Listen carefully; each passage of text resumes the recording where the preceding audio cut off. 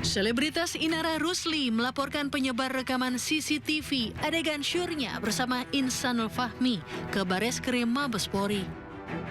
Dirinya tak terima rekaman itu dijadikan barang bukti untuk melaporkan dugaan perselingkuhan dan perzinaan. Dalam laporannya, Inara menjerat penyebar rekaman CCTV itu dengan pasal dugaan pelanggaran Undang-Undang ITE karena rekaman CCTV rumahnya diduga telah disebar tanpa izin. Member itu, klien kami mengetahui bahwa ada dugaan CCTV ya. Makanya yang kami tegaskan di sini bahwa klien kami telah membuat laporan polisi ya di Mabes Polri terkait dugaan illegal access ya pada tanggal 26 November 2025. Laporan itu pun dibenarkan Kasubdit 1 Siber Bareskrim Polri, Kombes Pol Rizky Agung Prakoso lewat pesan singkat. Ini mau menyampaikan permintaan maaf atas kegaduhan yang terjadi dan untuk semua pihak, kalau ada yang masih percaya sama aku berterima kasih dan memohon doanya.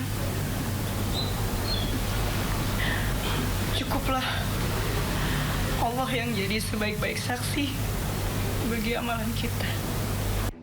Seperti diketahui, istri Insanul Fahmi, Wardati Namawa, telah melaporkan Inara ke Bareskrim Polri dan menjadikan video rekaman CCTV di rumah Inara sebagai bukti dugaan perselingkuhan dan perzinaan. Dari Jakarta, Tim Liputan iNews melaporkan. Ya pemirsa, tumbler biru milik seorang penumpang KRL bikin heboh se-Indonesia sejak kemarin. Ya, dari awalnya pemirsa penumpang curhat kehilangan tumbler di media sosial hingga berbuntut kabar pemecatan petugas KAI. Usai gaduh, pemilik tumbler pun meminta maaf.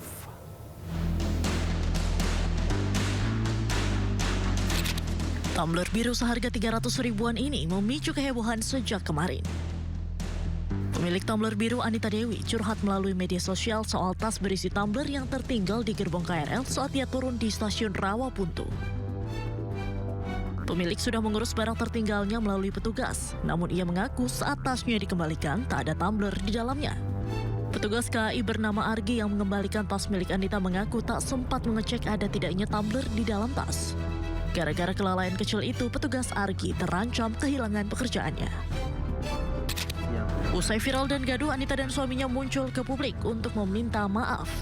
Kami sangat sadar cara kami menyikapi kejadian ini sangat tidak bijak sehingga melukai banyak perasaan orang-orang di luar sana. Dan dari kejadian ini sebagai pembelajaran untuk kami agar lebih berhati-hati lagi ke depannya. Selain meminta maaf secara terbuka, keduanya juga dipertemukan dengan Argi. Mediasi yang difasilitasi PT KCI ini berlangsung penuh kekeluargaan. Melalui siaran pers, PT KCI menegaskan tidak ada pemecatan terhadap petugas Argi. Dari kejadian ini, PT KCI mengingatkan penumpang untuk selalu menjaga barang bawaan pribadi saat naik KRL. Diimbau untuk yang membawa tumbler, diimbau untuk selalu menjaga barang bawaannya. Sejak kasus tumbler, peringatan itu bahkan ditegaskan berkali-kali melalui pengeras suara di gerbong KRL. Sementara itu pemirsa, PT KAI Komuter mengingatkan penumpang melalui pengumuman di dalam gerbong kereta untuk menjaga barang bawaan para penumpang, terutama tumbler. Untuk yang membawa tumbler, untuk selalu menjaga barang bawaannya. Momen unik ini terekam oleh salah satu penumpang kereta. Dalam video, petugas KRL menyampaikan imbauan pengamanan barang bawaan. Menariknya, imbauan tersebut disampaikan secara spesifik menyertakan kata tumbler. Apapun barang berharga lainnya seperti tumbler, diimbau untuk yang membawa tumbler, untuk selalu menjaga barang bawaannya. Sontak membuat para penumpang tertawa mendengar pengumuman tersebut. Reaksi ini disinyalir merupakan reaksi langsung dari perusahaan terhadap kegaduhan kasus tumbler yang melibatkan penumpang dan petugas stasiun. Unggahan ini pun ramai diserbu netizen dengan nada humor dan sindiran. Diketahui belakangan viral kasus kehilangan tumbler milik seorang penumpang KRL yang tertinggalan di gerbong kereta.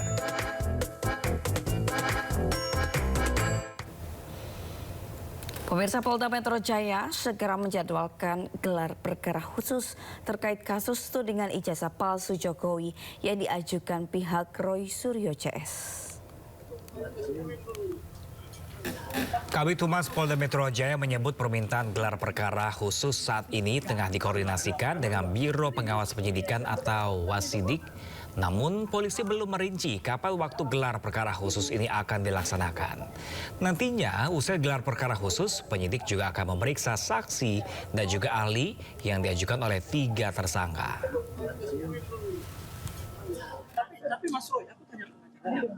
Penanganan terkait tentang dugaan ijazah, terkait tentang klaster 1 dan 2. Klaster 2 sudah dilakukan pemanggilan. Kami jelaskan bahwa 8 orang ini berstatus sebagai tersangka. Jadi atas permintaan 3 orang pertama mengajukan untuk dilakukan gelar perkara khusus.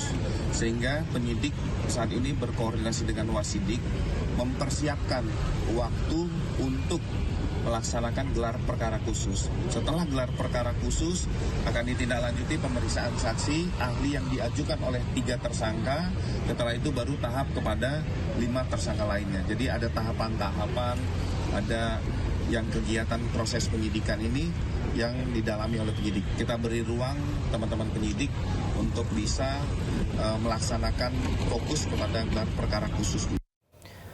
Sementara itu pemirsa, hari ini Rektor UGM Ova Emilia kembali memberikan klarifikasi terkait kisruh ijazah palsu. Selain menegaskan bahwa Presiden ke-7 RI Joko Widodo benar kuliah di UGM dan lulus pada 23 Oktober 1985, Ova juga menjelaskan terkait foto Jokowi yang berkacamata.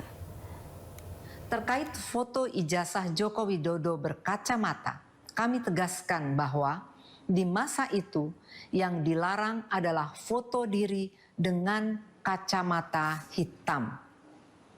Hal ini sesuai dengan pengumuman yang dikeluarkan oleh pembantu rektor bidang pendidikan dan pengajaran, penelitian dan pengabdian pada masyarakat tanggal 3 November 1984. UGM juga memiliki arsip ijazah lainnya yang menunjukkan foto diri berkacamata.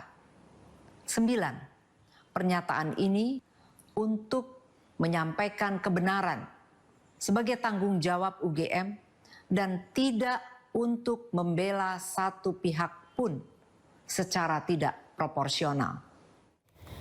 Pakar Hukum Tata Negara Ferry Amsari menilai polemik ijazah Jokowi tidak perlu berlarut-larut. Ya, diduga isu itu dibiarkan berlarut agar Presiden ke-7 Jokowi tetap masuk di radar media. Apa yang menyebabkan itu ijazah berbeda dengan ijazah lain yang perlu bisa difoto dan divideokan?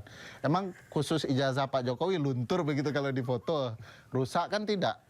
Ada sesuatu yang membuat publik menarasikan akhirnya di pikiran narasi yang nggak perlu itu yang tidak perlu itu muncul dan itu kan harus dicegah oleh seorang presiden dan mantan presiden agar rakyat ini tidak ribut soal hal-hal yang menurut saya tidak penting. Kecil sekali ini soalnya, tapi gara-gara pemiliknya membuat seperti itu jadi inilah berputar-putar lah ya. Ada yang bilang ini supaya radar Pak Jokowi di media tetap terjaga. Ya bisa saja orang berperspektif begitu ya.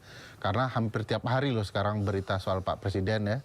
Dan mengalahkan presiden yang sedang menjabat loh. Kan 1 tahun nih, 1 tahun dari November tahun lalu dan Oktober tahun lalu, Oktober tahun sekarang. Ya. Itu 1 tahun.